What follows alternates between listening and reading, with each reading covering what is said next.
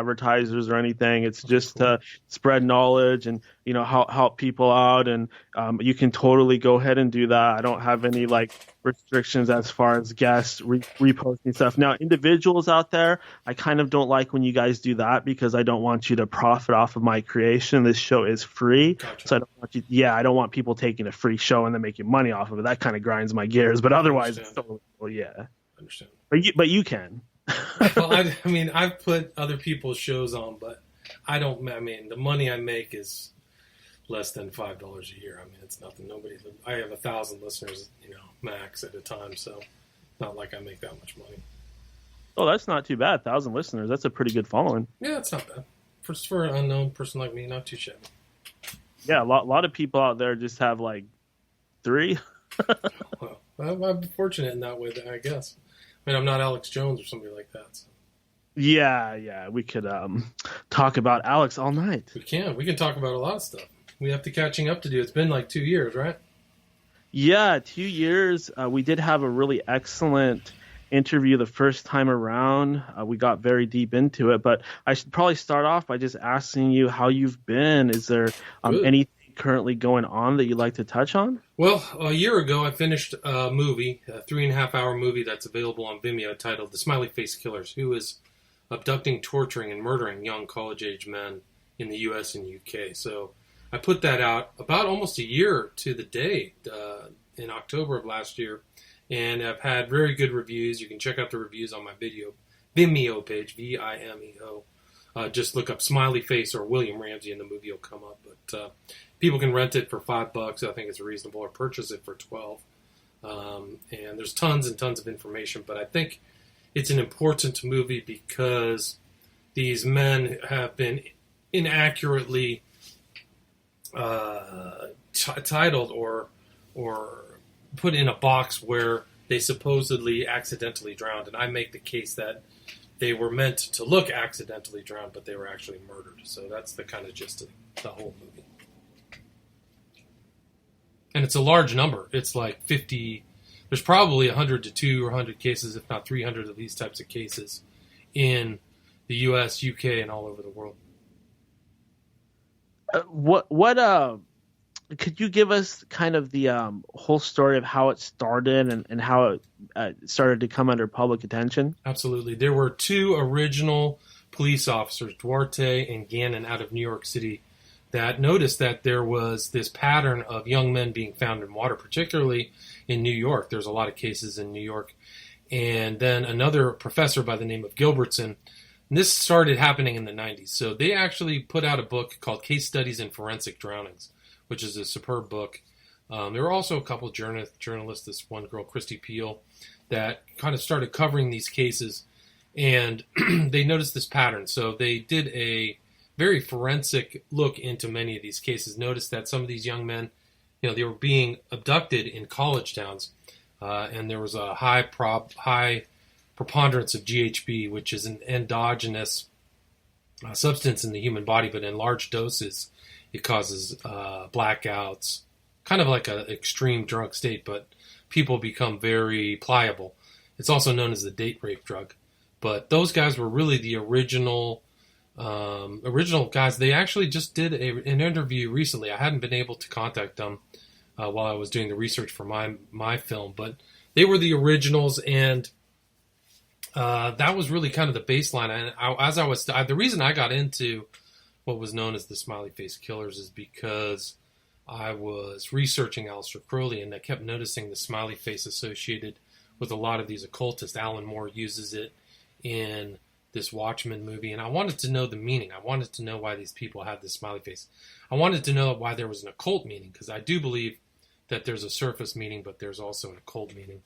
And I think that Alan Moore actually explains it very concisely within the Watchmen comic book and movie, and that is that life is a big joke. It doesn't matter what you do. And actually, if you watch the Watchmen movie, the introductory scene consists of the murder of the comedian who went to Vietnam and killed people indiscriminately and enjoyed it. So I do believe that theme is associated with this span of killings. I do believe the people committing these crimes are thinking about it. They're not casual, like lust criminals or somebody who just commits a murder in a random way. I do believe these are planned events, and they have things figured out from the beginning and the end. So the smiley face killings, there's been some excellent research. There was a book there's a website called Footprints at the River's Edge, I believe, that followed all these cases. And there's just an incredible amount of cases through multiple jurisdictions. And so what I did is I started researching, and I talked to a variety of different people who looked into these cases differently. They saw things in Boston. They saw things in New York. There was one girl called Elise, and her name was Elise Soper.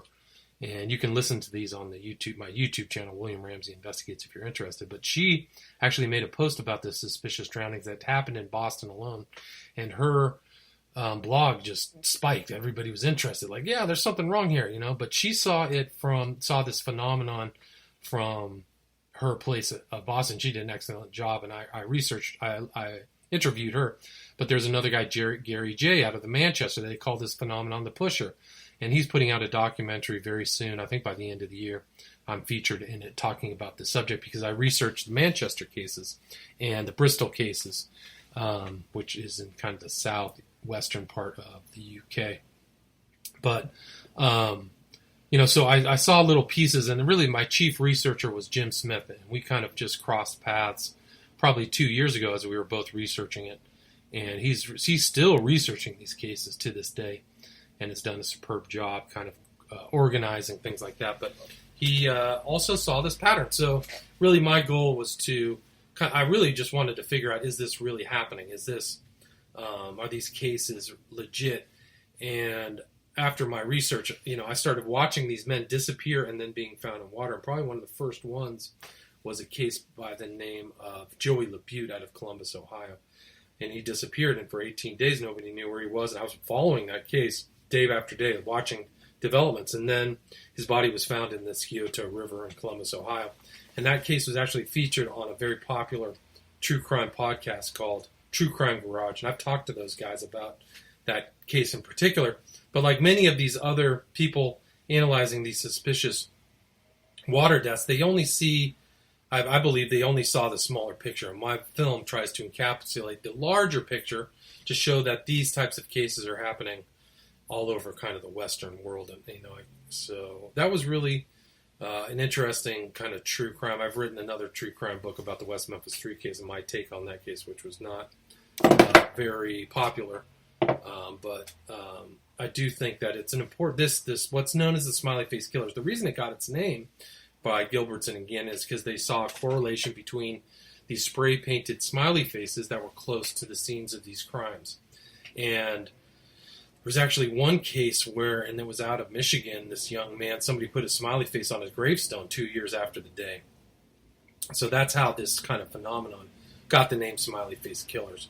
And I actually kind of got involved saying, well, I want to discount the connection between this symbol and these cases. And I really couldn't, because they were still showing up. There was another case out of Boston by the guy by the name of Zach Marr, whose people found a spray painted smiley face. He disappeared out of the downtown area.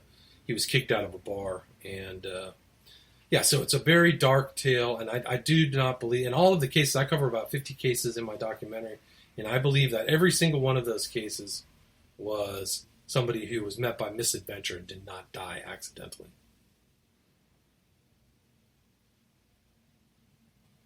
Still there?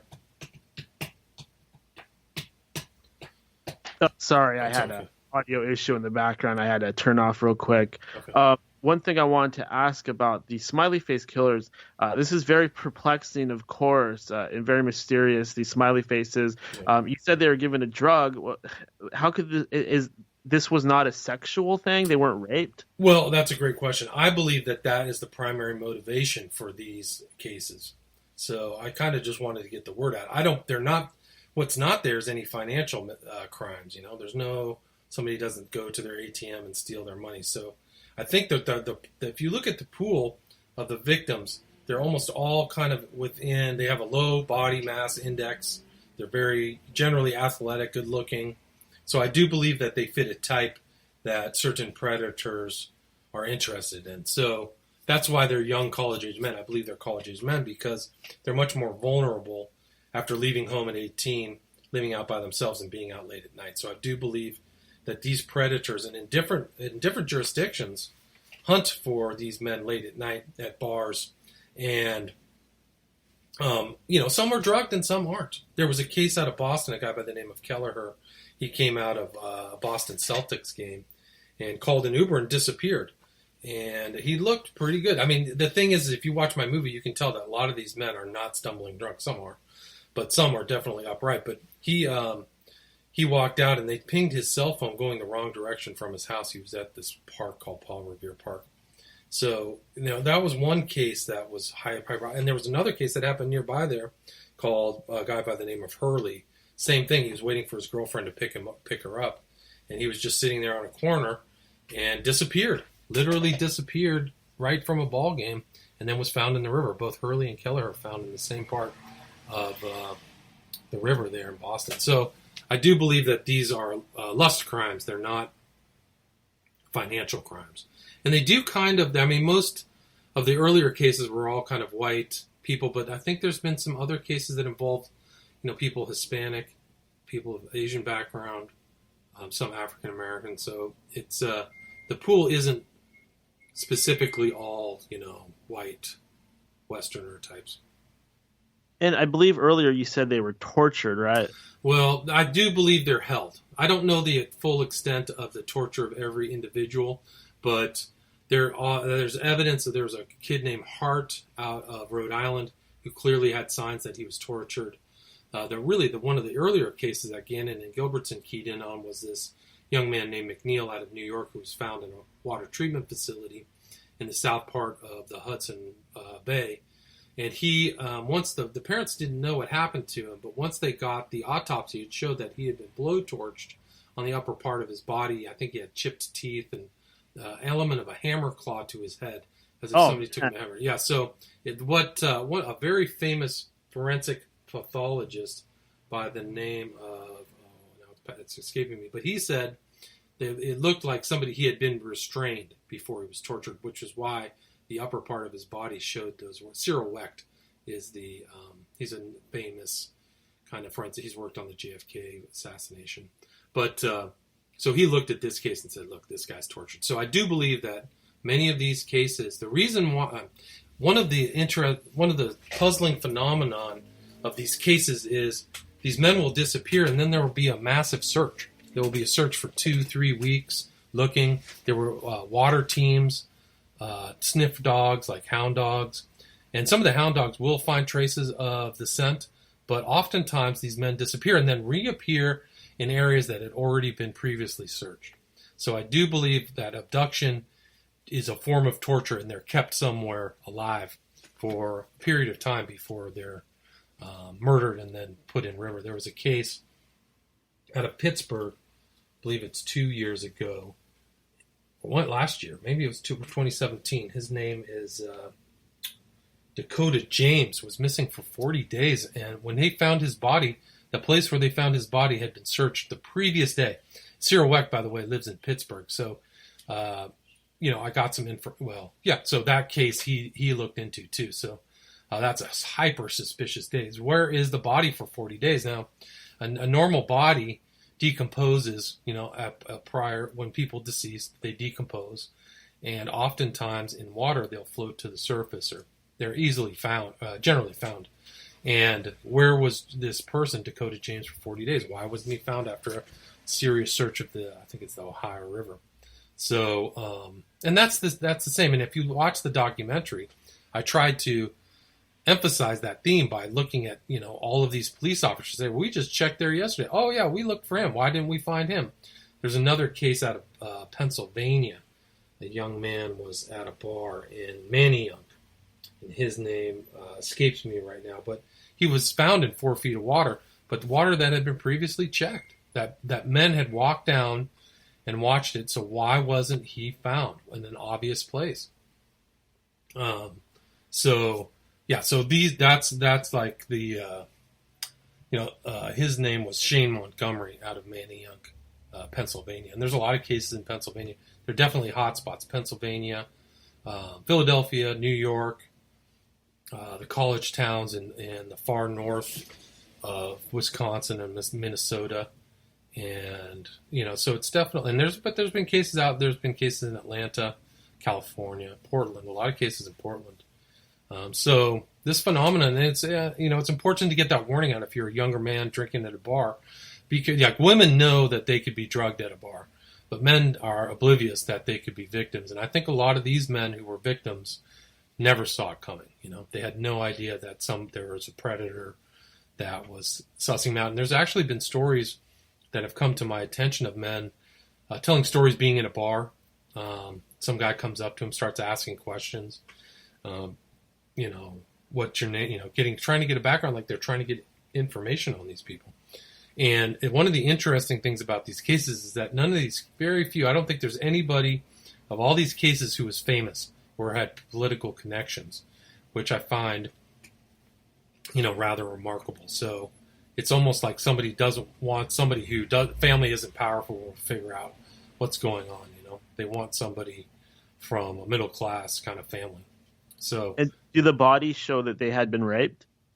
Well, that's a great question, and I think that I don't have access to the autopsy reports.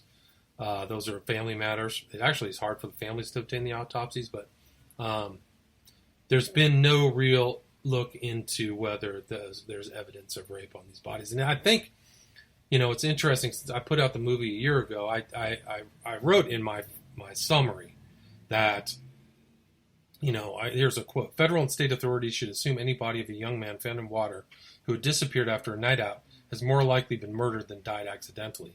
So I think that was the why these cases got away with it, is that the police looked at these bodies and said, "Oh, he must have fell in the water and drowned," right? Instead of misadventure. So if their cops are looking at it that like away, an accidental drowning, not a murder, they're not going to take evidence. They're not going to look at the scene. And within the last year, some of these men who were found in water suspiciously are now, the police are actually, there was a case, where was it? I think it was Atlanta, where the cops said, "Oh, well, this is a very suspicious death. We're treating it as a suspicious death," which was very different than before. So I think really some of these other cases, like Joey LaBute, the police actually said, "We don't know how he got in the water." And it was interesting, Joey LaBute, when he died, he was at kind of a bar that was associated with gay bar. He was involved. He was gay. He was on some kind of dating app, like a men's dating app. So he was communicating. But on that weekend, there was a bodylifting tournament called the Arnold Schwarzenegger Classic. So there's a potential that the person who was involved in Joey LaBute's death flew into town, crime was committed, and left. It would have to be a pretty, well, maybe not necessarily, but it seems like it would have to be a big, strong individual. Potentially. If you look at the, not all these men are huge. They're not, I would say they're more on the slighter side. So, there's a lot of ways people can get in trouble. I mean, if they're drugged, then people know they're drugged. And I've always, I thought some of these bartenders and some of these other people might be involved in these cases. So it's not outside of the realm of possibility that they get slipped a Mickey. And I include in my documentary cases where guys like woke up under the train. There was a guy who woke up in a very strange place, and they took him to court. The police did, to charge him something. He said, "Be careful and watch your drink, because I don't even know how I got there." So. These things are potentials, So, yeah. And it really highlights the danger of something that I really try to avoid, which is going out to places like clubs and bars by yourself, because that just it turns you into a huge target, really. Yeah, it's a great point. And a lot of these cases are associated with fetish clubs or something like that. There was one guy out of Washington, D.C., who was at a bar that sidelined is also a BDSM bar, right? So when he died, he was found upriver. His name was Arvind Sharma. It was he was a Nepalese. So he was from Nepal, kind of in the northern part of India, this country in between India and China. But he, when he was dead, his brother said something to the public. He said, Arvind must have been somewhere or saw something he shouldn't have seen. So he was, I think that he got separated. There's a lot of these stories where somebody gets separated from their friends, they get kicked out of a bar, and then things go wrong. So there is a lot of danger. And, if you look at the documentary I made, it's in different cities, different places where this is happening. And I connect it to the kind of rise of the internet where information can be exchanged in the dark web, and the rise of kind of fetish, which have probably always been there, but fetish sites like FetLife. And if you look through, I did some research. There was a movie on Netflix called Kink. And there are sequences in there involving men where they're torturing each other with water, So if that's, I do believe that that's a important factor in all these cases is this kind of... You mean like waterboarding? Like there's a scene that I show in my movie where there's a dude in like a bathtub and a guy standing over him and just shoving his head in the water. And it's being filmed for like like gay porn, but like it's just like that to me is something that could be associated easily with all these cases, is that they're pre-drowned somewhere else and then put in water. That's really, of course, a really good point that you bring up, because in recent years, probably the last, I don't know, 5-7 years, BDSM or S&M or B&D or whatever you like to call it. Right. Yes, super mainstream, super accepted, super mainstream, and increasingly so as years go by. It's an interesting point, and I think that that's something associated with these cases. And I don't want to ruin like my findings, but I found murderers in London and in the Northeast, and traveling guys who were in bands who were into this stuff. Things that were actually, there was one video that really I keyed into. That was a video called Broken that was associated with, his name is Trent Reznor. And he had this underground film called Broken that is a sequence that shows the abduction, torture, and murder of a man, like in a underground environment. And I was like, man, I'm assuming this is Trent Reznor of Nine Inch Nails. Correct. Okay. So, and I don't know if this movie was like, people thought it was real, like it was very realistic, and so that was kind of where the kind of light bulb went off in my head. Like, this fits the sequence of this. It's incredible too, because this young man that they abduct in the video looks like the standard SFK victim, So you can watch that on my film, which is overly long, but there's a lot of information there. 3.5 hours. And that's another thing that what I'm trying to say is nowadays everybody's so sensitive about not saying anything bad about gays, it's discrimination, et cetera, but there is a certain dark side where these men are having to go out, and because they are so ashamed of themselves and what they're doing, they go out alone. They don't tell anybody where they're going. Yeah, there's a lot of furtiveness, like underground, and I tied this into this underground. And it's important to remember that heterosexuals do things just as bad to women. Men do it to women. There was a guy called the Love Box Killer outside of Truth and Consequences, New Mexico. He was at a bar. He had a team. He had people helping him where he would drug women, take them to this place and torture them and kill them and then dump them in the desert. They actually don't know how many people he killed. But that was something similar to these types of cases. So that was a heterosexual case.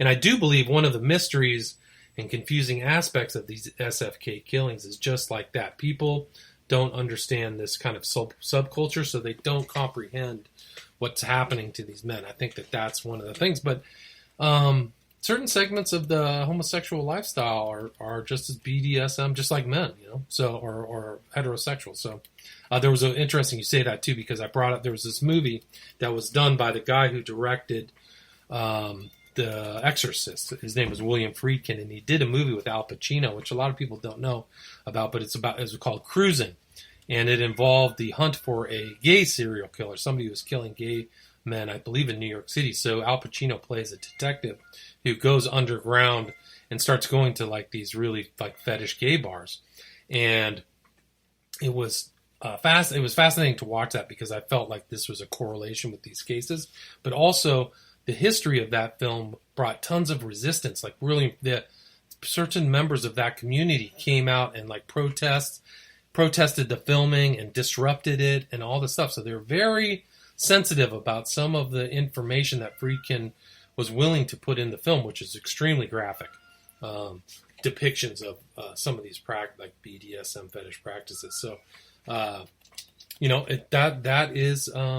I think that, yeah, you're right. There is. And it's interesting, too, you bring that up because there's a correlation. I studied a lot of these cases, and there's a significant number, probably 10 or 15 cases where these men are on Grindr or something else, I don't know what there's a couple other gay meetup sites or whatever, but that's a correlation, too. So those things are very dangerous. And I had people tell me, it's really easy to spoof a name and spoof a whole personality. So, if somebody's thinking about it, if there's a serial killer, they put up a fake, name. And also, like, I think, some people, these men get lured into something. They think they're meeting one dude, right? But, oh yeah, just come back to my place. It'll be just you and me. And then there's 3 other guys there and things go south, right? So yeah, something like that. What's happening is they're thinking with their private parts, and they're getting so excited they're ignoring the danger. Right. So they're lured by money, maybe. The fact that they're college students too, maybe that they're financially vulnerable too, is something I've thought. So maybe they're lured somewhere else. So yeah, it's really a shame, and there's a lot of broken families and parents who've had their hearts ripped out. There was this, I was telling you about Dakota James, but his family, made a burial plot. I mean, it's just a terrible story, but they made a family burial plot, and here's their son who has died from what I believe was a murder, and all of the family, parents' names and uncles' names are there. So he passed away before them, So, and that's not the way, God intended it. So it's just a real heartbreaking shame, some of these cases. Yeah, and I watch these cases, so I've probably watched. Jim Smith has probably seen 20 to 30 at least men disappear, follow their cases, and then watch them end up dead in water. So he's literally watched these murders take place. It's incredible. I've seen 5 or 10. This list of like, dude, if this guy gets found in water, I'm gonna freak out. And there it is again. Oh man, found in water. I also have to wonder if this whole thing might be coming from the killer's hate of his own sexuality. Like, this is his way of expressing his own hatred towards himself for being a homosexual. Possibly. I wouldn't say that's outside of the realm of possibility.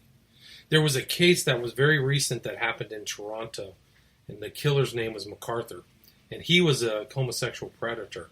And they caught him. There were men disappearing. There were actually a lot of like missing posters. There's tons of missing posters associated with these cases, and they were that I included in my movie. Because people want to find these men. But this MacArthur guy, gay bar, and he was burying his bodies at the bottom of. It's pretty grim, but he was burying the bodies at the bottom of planters. So he would plant a tree above it, and that's how he got rid of bodies. But, God only knows how many people that he murdered. And he could have been one of the smiley face killers. You just don't know. Somebody who's traveling around, a predator. You just don't know. And to these people, the body, there doesn't necessarily have to be a rape, because the act of stabbing or torturing, that is a sexual thrill to the murderer. Or, yeah, right. So tying somebody up, putting a gimp mask on them, these kind of like leather masks. There's a lot of weird stuff. And if you, like, I live in Los Angeles, and there are definitely fetish bondage stores, and y'all look in the window and there's a gimp mask. Like, what the hell's going on? What are you guys up to? So, yeah, it's really dark, but I do believe that's the sum thing. And the victims aren't all necessarily gay. They fit maybe a gay ideal, but maybe only half, which is really an overwhelming amount. I mean, it shows that this is kind of like a homosexual crime if half the people who are victims gay. But it doesn't mean that all the victims are within that lifestyle. Yeah, there's extremes going on too, because there's plenty of people who practice these BDSM things that don't take it to a bloody or extremely painful or grotesque extreme either. Agreed. Yeah, I think it's a subset. There was an interesting case here that was covered by. It was on the Ed Opperman report, and the guy's name was Skip Chasen, but he had some kind of. He was in Los Angeles. The interesting thing is the guy worked on big-time deals. He was very well connected, in one of these law firms or agencies where he would do multi-million-dollar movie deals involving huge celebrities, like the A-list celebrities. But on the side, he was known as like Master Skip or Master Bob. He was into BDSM, and he had a home dungeon in Los Feliz, this part of Los Angeles, where somebody died. Like he literally suffocated somebody to death. And he kept his job, went back to work. They was termed an accidental death. And that was that. And it's incredible. The guy's name, the journalist who covered that case, it'll come to me. But yeah, so there's like another case where somebody accidentally like gets taken to that level where, tortured to death. Here in LA, Skip Chasen. You can look it up, Chasen. Do you feel like in most of these cases it's like the one you mentioned where it's one guy, or do you feel it's most likely small groups or even some sort of network of guys doing this? That's an excellent question, and I would say that it's all of the above. So I do believe that there are individual predators. I believe that there are group predators, and I do believe that there may be communication through the dark web about this, how they figured out this kind of MO. Because at first glance, it's like the perfect crime. That's what your thing is, you can abduct somebody, put him in water, and fool the police, and nobody will follow up, right? Because he drowned, or the kid drowned, or nobody really knows what happened. So I do believe that that's why there's this commonality, this similar MO that's happening in multi-jurisdictions, is that somebody learned this MO, whether somebody's traveling between different, BDSM places or something, or they're communicating in the dark web. There's some really dark stuff in the dark web. Oh, yeah, and another thing that's important to bring up about these BDSM activities is there's certainly always a phase where it requires you to put some sort of trust into the other person participating, and that's a great time to take advantage of a person, and when they're already tied up, drug them or begin killing them or beating them, or that's why they have safe words and things like that, because you're supposed to trust the other person. Right, so that's master-slave, right? So the slave is supposed to trust. It's interesting that you brought that up because it brought to mind John Wayne Gacy, because his thing was he liked young boys or whatever, 13, 14-year-old boys. But he would befriend them, super nice, get them to the point where they would trust him, and he would put cuffs on them. Like, oh, it's no big deal. I'll show you where the key is, He would lure them in, and once he had the cuffs on, his whole personality changed. And that's when the kids got, off. Stop, cat. God damn. Sorry.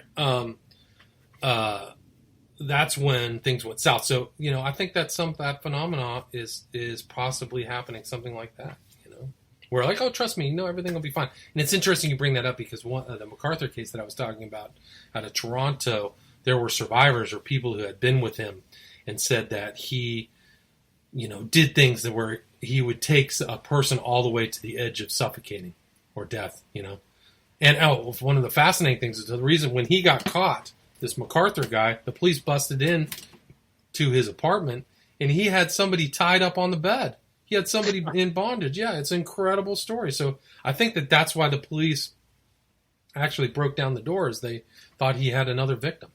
So, yeah, that's just an incredible case. So when you look at all these cases, and I include a lot of the potential murderers, when you look at them all, you see these similarities. There's one guy, I'll tell you out of the documentary. His name is Stephen Port, but he was he was 40 years old. He wore like a wig, but he had GHB just lying around his house all the time, and he was GHBing men, and he was on 3 different gay meeting sites, and his victims were all disposed in a church courtyard. He wrote fake notes and made them look like drug overdoses. But it was like watching, and one of the remarkable things about the Port case is he got away with it over and over again, kind of like the Smiley Face Killer cases, where nobody keys into what's going on. He got rid of it over and over again, and the way he got caught from doing this was the family of one of the victims wanted the CCTV video, which the police just overlooked. And they got the CCTV video of their loved one and said, who's this guy with John? Who's this other guy? Who's walking with him? And the police are like, I don't know. Well, the family found out who it was, and found out that Stephen Ford was associated with other mysterious deaths, and that's how he got busted. So that case is, and that was very recent. I think it was a 2016 arrest. So God only knows what else he was up to. Was traveling. He said that there was a network of predators, and he had been doing it for like his life, like a long time. And there was an inquest, like the way that the Brits do it is if things go wrong, there'll be an inquest that study went wrong. And I think that like 25 people were censured or brought up for bungling the Port case because they could have stopped some of the deaths that happened. So there are, potential killers out there. I do believe there are serial killers, probably 3 or 5 or at least 10 or definitely groups. And I talk about groups in my documentary. So they're definitely exemplars of these types of killers. Yeah, I would hate to encourage anybody or anything like that, but the bottom line is that most of the killers that get caught right away, they get caught because they did something stupid. A lot of these guys that give it a lot of thought, they target homeless people, prostitutes, in this case, gay men at these BDSM bars and meetup apps and sites and things like that. The guys that really give it a lot of thought, they can kill 30 people, 60 people, even hundreds. It really boggles my mind how many people they're able to murder. Yeah, it's. I mean, look at John Wayne Gacy. I mean, how many 35 known, and he actually dumped 2 of his victims in the river. So he got to the point where he was disposing of bodies in the river. Look at what is it, Jeffrey Dahmer, kind of like a strange bondage, lured people home and drugged them. And he was a homosexual. So yeah, so there's probably somebody out there who, I think if they ever catch him, people will be in shock that this is a person who's killed that many people.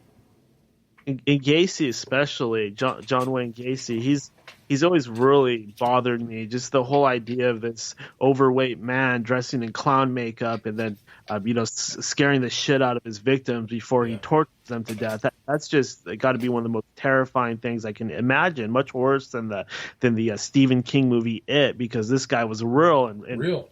Yeah, he's doing worse things. Really, well, it's interesting you brought up the Stephen King movie It, because right at the beginning of the film, there's a depiction of a smiley face. So that somebody within that film, either the director or the writer or somebody, put that smiley face in. Right at the first minute of the film, they actually draw a smiley face on a steamed up window.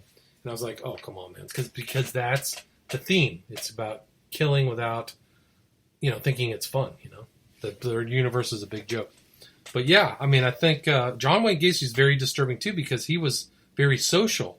He was like the head of the Friars Club, He was around tons of people all the time. There's a picture of him with Rosalind Carter, Jimmy Carter's wife, So it's very disturbing. And people think that he might have been networked, that other people were involved in those, So...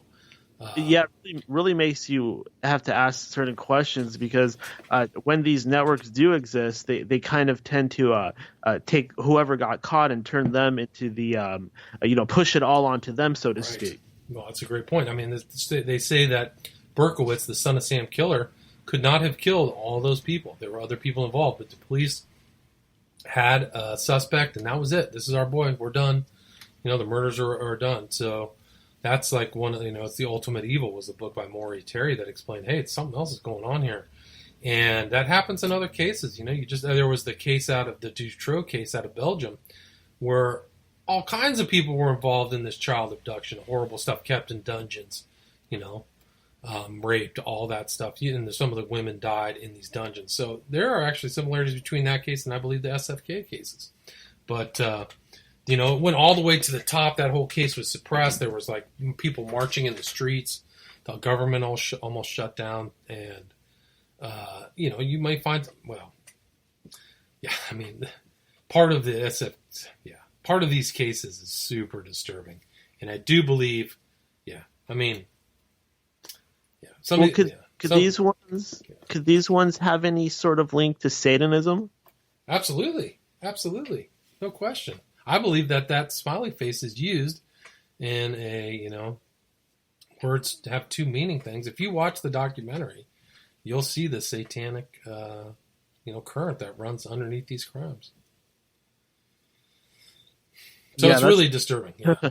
yeah, that's a very very powerful thing going on, especially considering that this Satanism, it seems to underpin just so many things out there, like the music industry, maybe even the government. It just seems that these satanic sort of lines just stretch in every direction. It's a good point. If you will look at like Selena Gomez or Miley Cyrus, they're outfitted in all these smiley face attire. It shows up in all these places. If you research the Pizzagate thing that went down in D.C., some of those Instagram accounts associated with Alefantis' account had with people wearing the smiley face. So it's an underground symbol. It goes back to Burroughs, and William Burroughs was a real crazy person. But I showed the line from Burroughs through some of these other people whose names I don't want to mention, but they're in the documentary. And I actually spent about an hour in the documentary showing all the smiley face references in films, books, and music. So it's there. It's definitely there. I recall seeing it on Nirvana shirts, I believe. Exactly. Nirvana. And where do you know that Nirvana and Cobain spent time with William Burroughs and they made an album together? I just recently learned about that connection. That's a whole world unto itself. Yeah, and there are pictures of them together. And I'll give you a little teaser, but I have pictures of who I think some of these perps were with William Burroughs in my documentary. Wow. Okay. Yeah. Interesting. Was he? Did he have something like that possibly going on? Well, he killed his wife under suspicious circumstances. Supposedly put an apple on her head. But he was I think my understanding, I can't say I have a great knowledge of William Burroughs, but my understanding is he was like a sexual kind of occultist who knew about Crowley, knew about the 23 Enigma, which you see a lot around. You actually can see the 23 Enigma and the smiley face in the movie Suicide Squad. The actual picture of Suicide Squad is a smiley face. They're all in together in a smiley face look, if you look at that. And they drive a bus 23, the 23 Enigma. 2/3 of one is 666, right? And speaking of Suicide Squad, to circle back to something you said earlier about these guys having a belief that life is meaningless, that's pretty much the Joker by definition. That's right. what he believes. Exactly. That's exactly right. And you can look at Alan Moore, The Killing Joke, and all this stuff. Yeah. So it's something I just came across within the last week, a song by Motorhead, which is called Smile As You Kill. So that's an interesting connection. So these guys in the underground know about some of these ideas, some of these concepts. But yeah, it's really incredible. A lot of people are in on it. I do believe a lot of it. If you look at the smiley face symbology, you'll see it pop up all over the place. It's actually much more common, but it's there, I believe, intentionally by a lot of these Hollywood elite types. Yeah, who would think something so sweet and innocent as a smiley face would actually be something related to Satanism? Not me. That's the sinister aspect of it, right? Because it's just like a number. Like Crowley's number is 93, and Satanists use it all the time because it equates to agape and thelema. But most people would look at 93 or 11, the number of magic. They would just look at it and not know the secret meaning. But the insiders do, people who've been initiated or stuff like that. So, yeah, I've been waking up to a lot of this stuff recently. I used to hate numerology and stuff like that. I just didn't understand it. But recently, I've come to understand that this is actually a hidden code that these people use to communicate with each other. Yes, correct. Absolutely. I mean, that was the gist of my first book.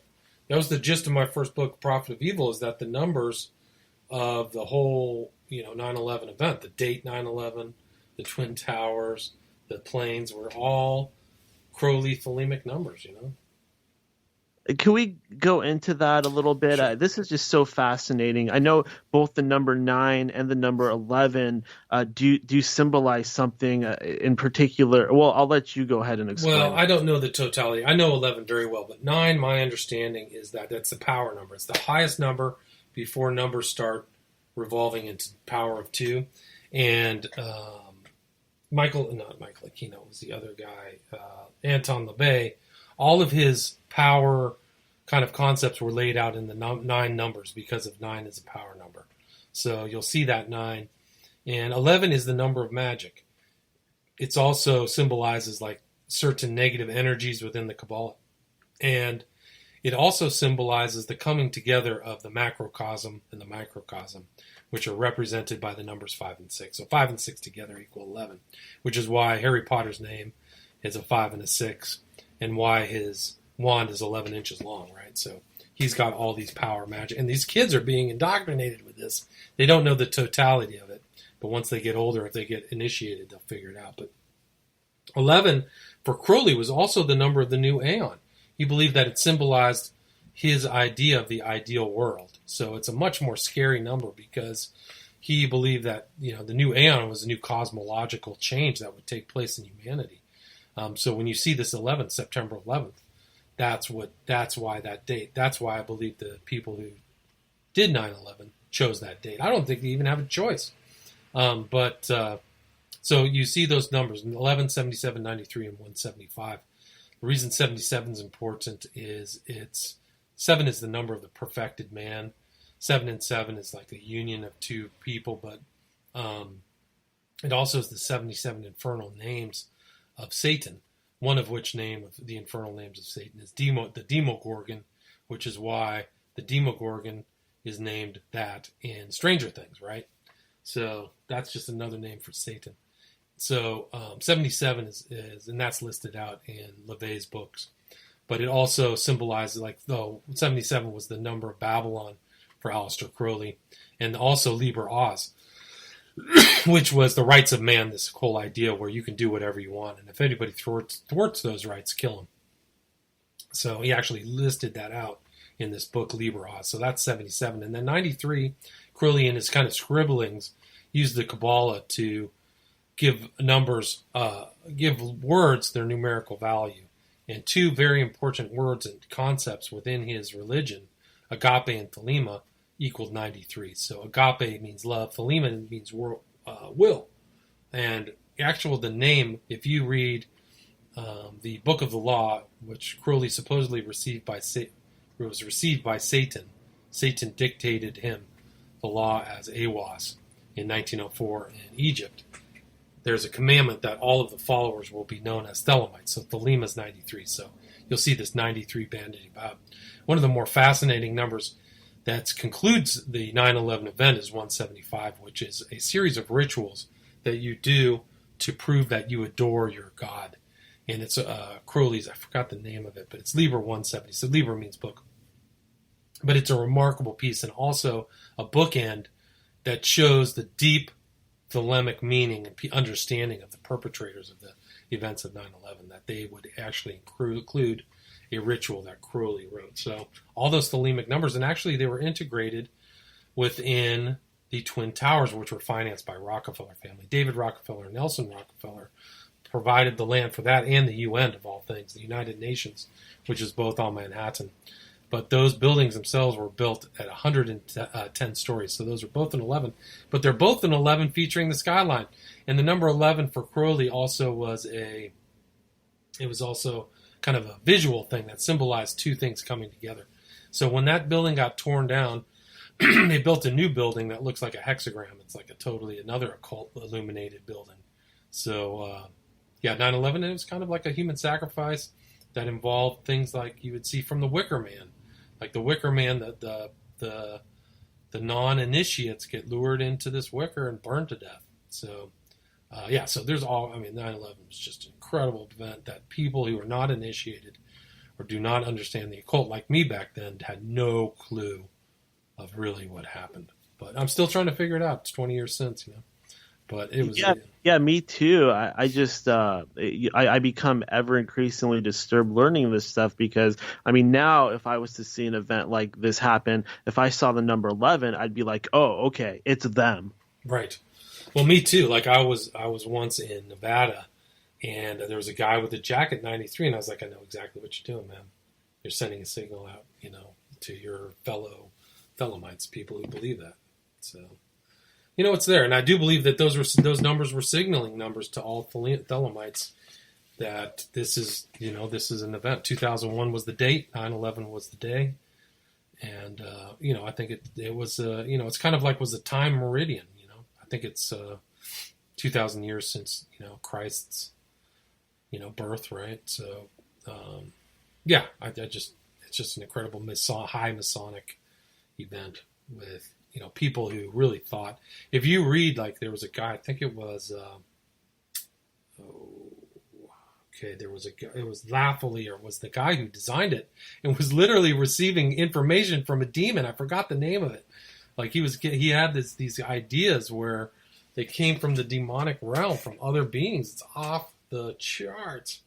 And, Whoa! yeah, oh, wait. Yeah, and then there's an interview, or really, if you want to have your mind blown out, it was an interview with, I see his face, I can't remember his name. He runs a podcast, but he had like a literal sit down with this guy. And so you look up Laffoley, Laffoley. And I'm going to find his name. Yeah, that is extremely disturbing, obviously. I mean, even if I type this in, it says Paul Laffoley, painter inspired by time travel and aliens, dies at 80.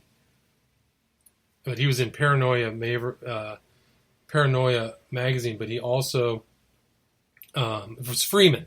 Freeman interviewed him. You know who Freeman is? Oh, Freeman Fly. Yes, so he interviewed Paul Laffoley. So I would definitely recommend looking at that and who that guy was. So all things being considered, could somebody have known that 9/11 was going to happen before it did, just by looking at numbers? Or I think that I do think that people knew 9/11 was going to happen. I do think that large amounts of people knew 9/11 to happen, and I believe even larger amount of people knew it was an inside job once the day of it happened, right? But everybody was like too afraid to actually say something. The only person I didn't know was an inside job. It took me 2 or 3 years. I was like, something fishy's going on. But the real person was, I can't remember these names now. But some people knew. They knew right away that it was a huge stage event. It's really hard to believe it's a stage event because you also have to believe that all these other people are in on it. The media, the government, all these other people just went along with it, and the military. But that's exactly what happened. And what's really sad about it is there's an entire subset of humans out there, followers of Islam, that got blamed for this bullshit, which is wrong on every level. I agree.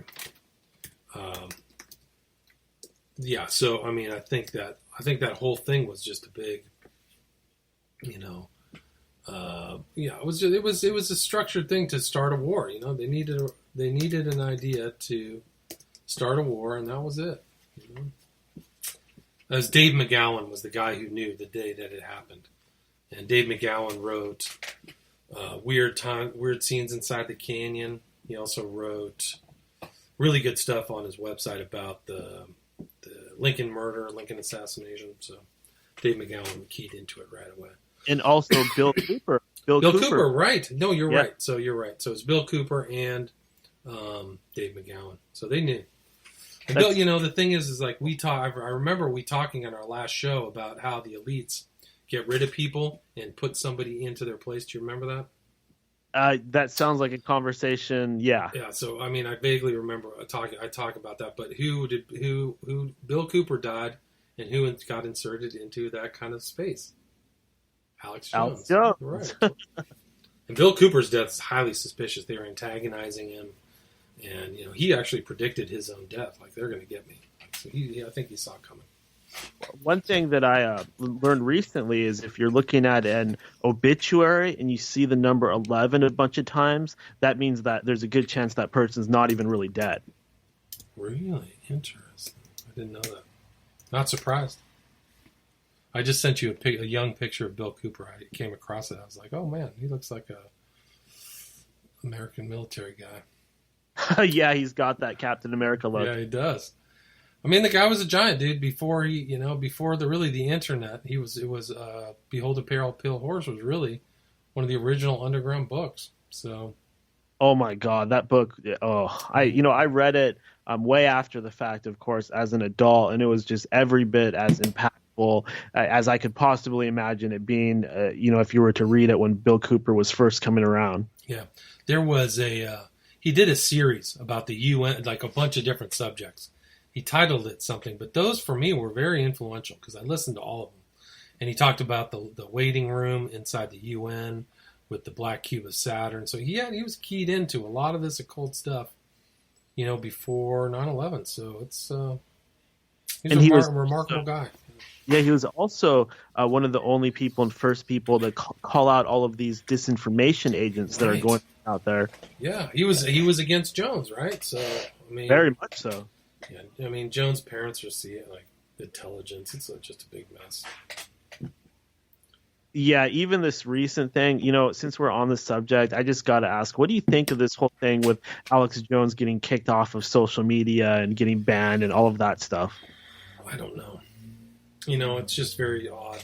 I think that, if you wanted to give somebody credibility, you do these public things that everybody knows about, right? Like maybe people have suspicions, and his handler said, okay, well, let's give him some credibility. Let's do this. Kick him off social media.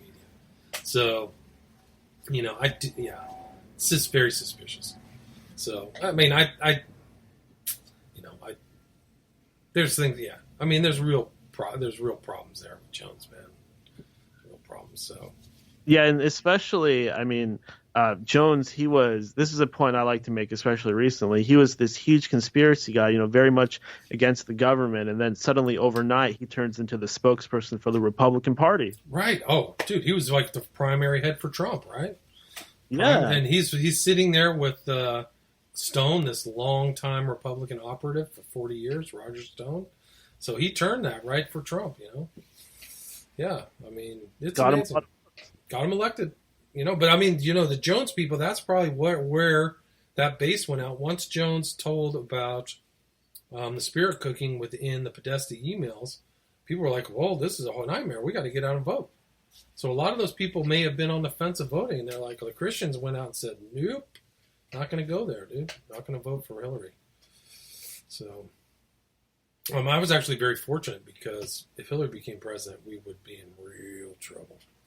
So, yeah, all things being even, I don't think, regardless of what's going on, I don't think anybody would want Hillary in there. Oh, no, man. No, not at all. When she did her most recent thing, I was looking at her, I was like, this person's criminally insane. I actually didn't even look at her like she was like saying anything legit. It was just like a bunch of crazy, deranged stuff. I was like, whoa. So, yeah, I mean, we can get into that subject, but yeah. So, I mean, I think a lot of suspicious stuff is happening. I do believe that if you look at this whole caravan thing, you look at the the Kavanaugh hearings where that was clearly like a structured event for max propaganda benefits. If you look at this kind of David Hogue guy, the anti-gun thing, there are people actively, groups, not just on the left, but also on the right, who are involved in massive propaganda tactical campaigns, that are trying to have maximum effect upon the public. So you got to watch out. And so that's this whole Jones thing that he got kicked off of social media may be one of these things, Hey, look, Jones is legit. He just got kicked off of Facebook and Twitter. He got kicked off of YouTube. This guy's really fighting for us, right? And kind of circling back to a guy like Crowley or some of these Satanist types, when you think about it, these cults, these secret societies, these clubs, basically what they are is control. It's mind control. It's you have to obey me and do what I say. So true. That's like the distillation. I did an interview where I said, mind control is the handmaiden of the occult. It's always there. People getting into your brain and taking you over whatever, where they're trying to traumatize you, make you afraid. I do believe 9/11 was like this mass traumatizing event, which is it's traumatizing. So people then are, once they're traumatized, they're susceptible to suggestion. So just like you said, I'm terrified. Oh, Osama bin Laden, Osama bin Laden. And people just go, oh yeah, it's Osama bin Laden. I don't have any evidence. We'll just say that, right? So if you look at a lot of these guys who are into the occult, they're all into mind control, man. They're all into they all read books on mind control. They talk about it. LaVey was talking about mind control. If you look at Michael Aquino, who was kind of an offshoot of LaVey, he was a psychological operations guy for the military, wrote a book from from psyops to mind war, which means that he was trying to actually advance psyops into a constant state of war on individuals' minds. It's a fascinating book. If you ever want to read some military style mind control stuff, it's available. It's called. Oh, yeah, actually, I got a copy off Amazon, and I read through the first chapter, and I was so disgusted, so pissed off, and so angry at what I was reading, I stopped reading it. Yeah, it's amazing. It's amazing. Got through one chapter before realizing that there's something seriously wrong with justifying spying on your own people, period. Right. I mean, there's real problems with that, too. So. Yeah, it's interesting that you brought that up, man. A lot of mind, and it's a lot of it happening today. And there's all different types of mind control, but really, I think you really don't have to implant something in somebody's brain. You don't have to implant a receiver or anything. You just give them really crappy ideas, pound it in.